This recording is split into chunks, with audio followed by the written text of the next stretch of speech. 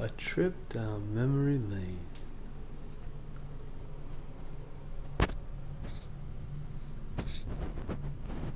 Giacomo Calogero. Nah, I won't do it like a dickhead.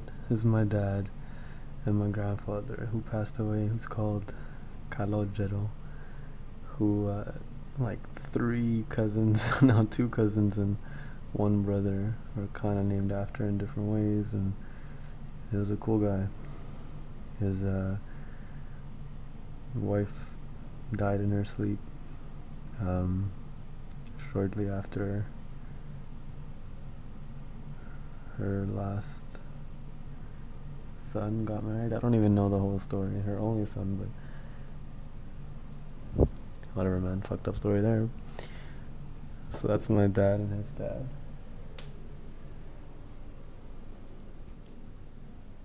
Here we have my sister and her kids. So my nephews, you can say. They're alive and growing up every day, like everyone. Starting on the right, that's my brother when he's pretty young. He's also alive. Won't drop names, but you know where to find him. That's my sister. I think she's like probably in high school there, or maybe a bit younger, older, I'm not sure. She's like a teacher now. She teaches elementary. She's the mother of those kids I showed you before. At the bottom here we have my parents in digital ASCII characters. It's some sort of picture that for some reason came out in computer characters. I mean, obviously that's what they were going for, but it's interesting seeing as we're living in a digital age, but we were then too, but it just wasn't as interconnected and as fast as it currently is. Backing back out, we have a picture that was taken about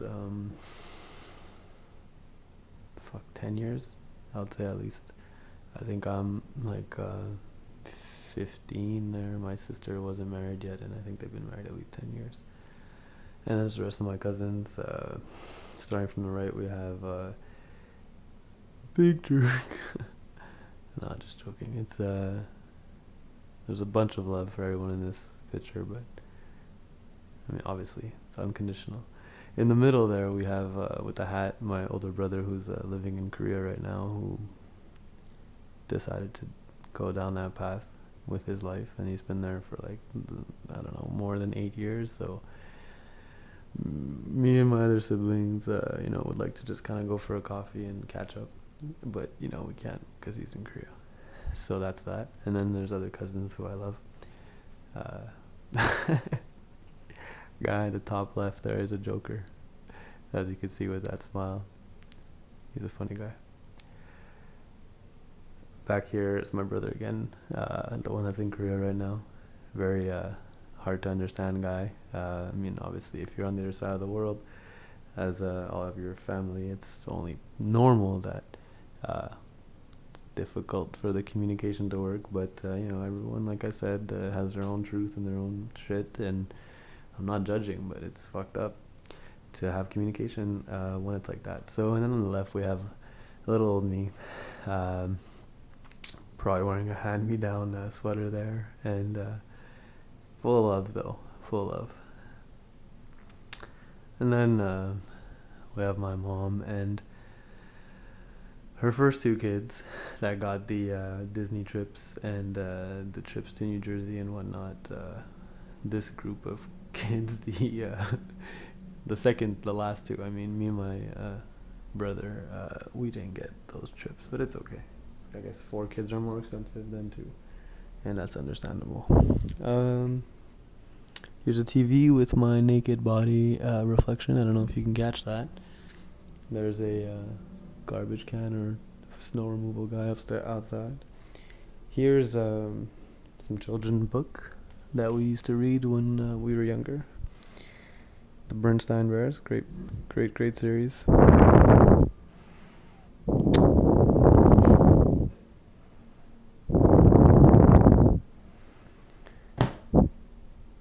If you want to learn how to make some really good paper airplanes, if your name is one of my friends, that I'm not going to drop names, you can make airplanes so good that you go to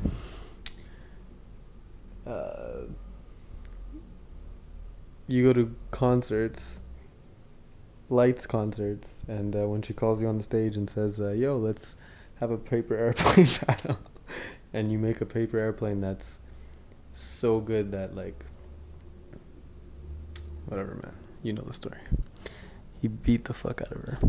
Here's a book that my mom likes to read called The Positive Power of Jesus Christ, Life-Changing Adventures in Faith, by some guy named Vincent, or Norman, or Peel, or really, who the fuck cares who wrote it, right? As long as someone's reading it.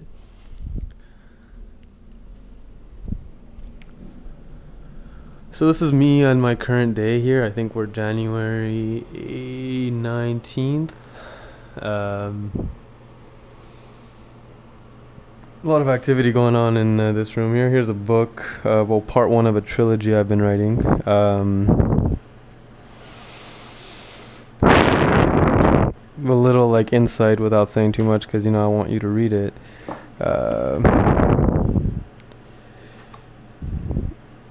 Whatever. There's a trilogy going on. This is a card with a company on it.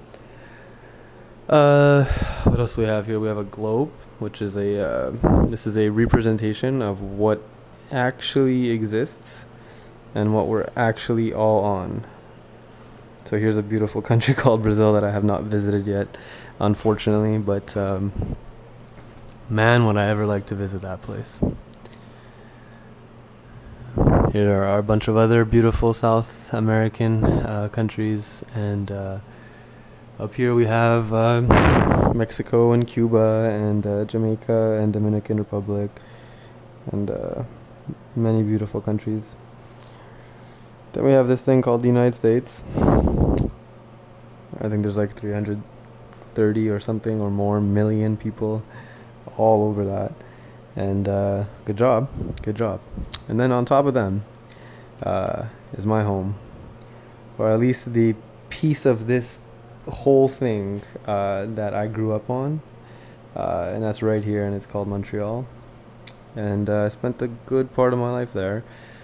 And Canada's so big that I really didn't get to see like a lot of the whole country, which is a pity, But I mean, every time you kind of travel around and you meet people, or you meet someone like from the West Island that's super English, you kind of get like what this part is like. I spent some time in Vancouver, so I learned kind of what this part's like. Don't know enough about this part, but I mean, whatever. As you go through life, you learn about a lot of people from different walks of life, and I feel like you get a good glimpse of them, of the different spots. Here's Europe. We did a nice little Europe trip in 2010 when me, my brother, and my good friend, and we did like this area. This area would have been nice to do too, but I mean, you meet these people on these trips, so it's like still an exchange of cultures and ideas and values, and you understand each other a lot that way. And this is a great place as well. I haven't done this area either, but I would love to.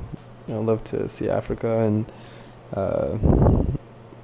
Egypt and all of this. I'd love to. Then there's Greece, Turkey, and I think this is called the Middle East, but common people know it as like the Arab countries. I don't know what Arab really means. I don't know if it comes from Arabia, but when we say Arabs, I think we're talking about these people.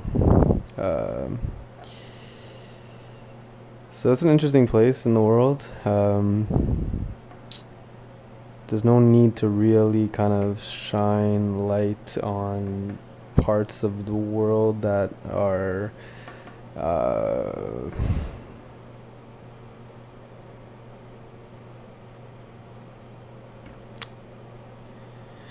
so the relationship between this and this is a fucked up relationship. But see, if you can go either way and you still come back. So it doesn't matter which way you go. Still comes back. So, yeah, I'm here. You know, wherever you are on this, you're somewhere. You're somewhere on this. And, you know, there's a lot of people on this thing. Like, we've passed 7 billion, like, I think 2 years ago, so I'm guessing we're probably coming close to 8. This is a huge part of the 8 billion right here. This segment right here, I think, contributes to like probably more than 3 billion of that 8. So that's really an insane thing to realize, because that's insane. Like this little handful contributes to almost half of this whole thing in terms of just human energy. So it's something worth noting, something worth respecting, something worth honoring, something worth acknowledging. So massive respect for this area, especially like all these areas, including these and these and this one too. Here's the Union of Soviet Socialist Republics, but I think it's just called Russia now. I don't know if Russia's not on this globe because it's like from the 80s. But things change, you know, like these lines and shit change, but the actual thing here, like, remove all the words, remove all the colors and the drawn lines by humans with, you know, fingers, and there's just land and animals living on the land, and some animals can talk, and some of those animals call themselves humans. And it's really just land with a bunch of animals and plants and just life and a fucking thing that we call the earth spinning in space, like just like this, like that. See, if I let go of this, it falls here and it makes a noise because there's gravity here, right? Because I'm here and there's gravity right in the middle of that thing. So how the fuck could something in the middle of this be pulling everything into it, man? Pulling everything into it while it's spinning. Like, it's spinning at, like, I think 400 something kilometers an hour, like, on itself. And being pulled in and rotating around the sun, okay? In space, okay? Which the sun has its own gravitational thing. So, what the fuck? What the fuck? How the fuck is this endless force pulling everything in? If you want to know my theory on gravity, you could read my second book. So, the cool thing about my theory, I think, properly and effectively links quantum gravity to classical gravity, and I have proof, as insane as that sounds, to prove it. Before I think anyone has even theoretically linked it, is massive. But I guess I kind of fell on that one by mistake. And I guess that's how most good discoveries are discovered.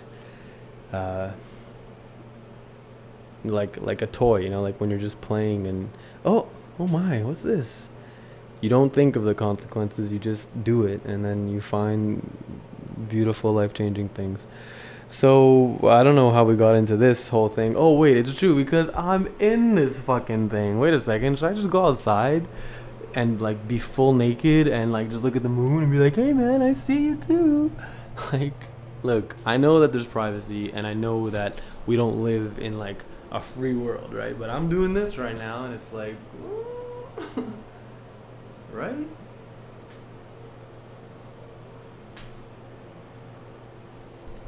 So this is my kind of setup right now.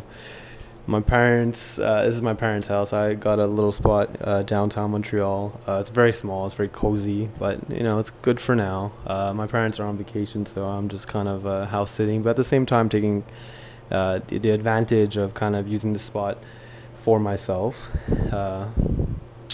So as I'm finishing the book, I'm fucking around with music a little bit, which has kind of been my actual, like, God-given ability to do stuff in. So I've been kind of just sitting on that. I don't want to kind of talk before I show, so it doesn't matter. But yeah. Here are some encyclopedias back in the day before internet taught you everything you needed to know. And you know, people had to actually spend money and buy books. And you know what? Like, these things only got fucking printed, like, you know, once a year or whatever. And so, like, the news and the information in it wasn't as crisp and as known. or as relevant and as updated. Whereas right now we have kind of open sourced this, and we have kind of a great community of people constantly making sure that this is really good. Sometimes you're gonna find things that are not good, and there's semantics and politics and whatever shit in that. So what you have to do is kind of like be smarter than it, and like realize that even back here, it was, you know, hard to say certain things that you want to say if it fucked with the system too much, because it had to pass through power to get published. The cool thing about the internet is that it doesn't have to do that. It's wide open, it's free. Let me repeat that. It's wide open and it's free. So you could post whatever you want, but that works both ways. So you can see shit and like that doesn't make sense, you know, or that you don't fuck with. So it's a thing that we're kind of learning about here in the Green Kingdom about us, about animals. Let's just kind of focus on what this is before we kind of make assumptions. So here we have Childcraft. I think that this is probably made by the same people. It's probably made by them. I'm not even sure. I would guess that my parents, yeah, World Book, and that's World Book. So I think this one was targeted to children, and then they have like, yeah, I'll just show you them. What year is that?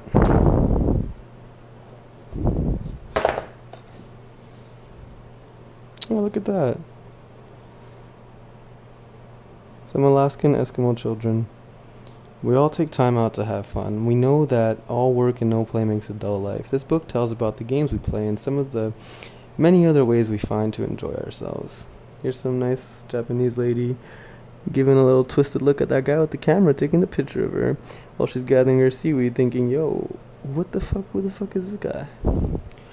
Alright, so this is number 8, about us. I want to see the year though.